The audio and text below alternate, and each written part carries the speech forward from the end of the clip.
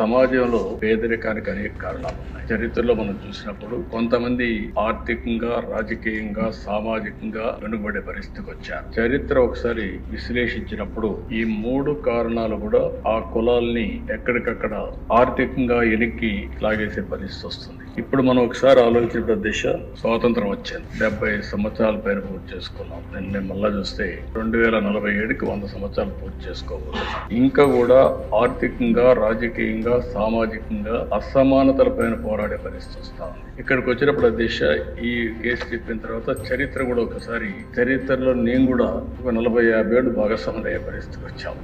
అది కూడా ఒకసారి చూసినప్పుడు దీన్ని ఇటీవల కాలంలో అనేక ఛాలెంజెస్ తర్వాత నేను ఆ చరిత్ర చెప్పేటప్పుడు కూడా చెప్తాను. ఒక తీర్పు ఇచ్చాను. 7 మంది జడ్జెస్ 6+1 తీర్పు ఇచ్చినప్పుడు చాలా స్పష్టంగా రాష్ట్ర ప్రభుత్వాలు ఏ వర్గమైనా సరే వెనకబడిందని భావిస్తే మీరు వర్గీకరణ చేసే అవకాశాలు ఉన్నాయని రాష్ట్రం కానీ కేంద్రం కానీ అందరికీ మీకు చేసే అవకాశం ఉందని చాలా స్పష్టంగా తీర్పు ఇచ్చారు. దానిపైన 1 మ్యాన్ కమిషన్ వేయడం, గ్రూప్ ఆఫ్ మినిస్టర్స్ ని నియమించడం, వారందరూ ఆలోచించిన తర్వాత మొన్నే కేబినెట్ లో కూడా ఒక నిర్ణయం చేశాం. ఈ నిర్ణయం చేసిన దాని వెనకాల దేశాలు ఎన్నికలప్పుడు కూడా ఎన్డీఏ కూటమి వర్గీకరణకు కట్టుబడి ఉందని చాలా స్పష్టంగా చెప్పాం. చెప్పిన మాట ఈ రోజు నిలబెట్టుకోవడానికి ఆ వేదిక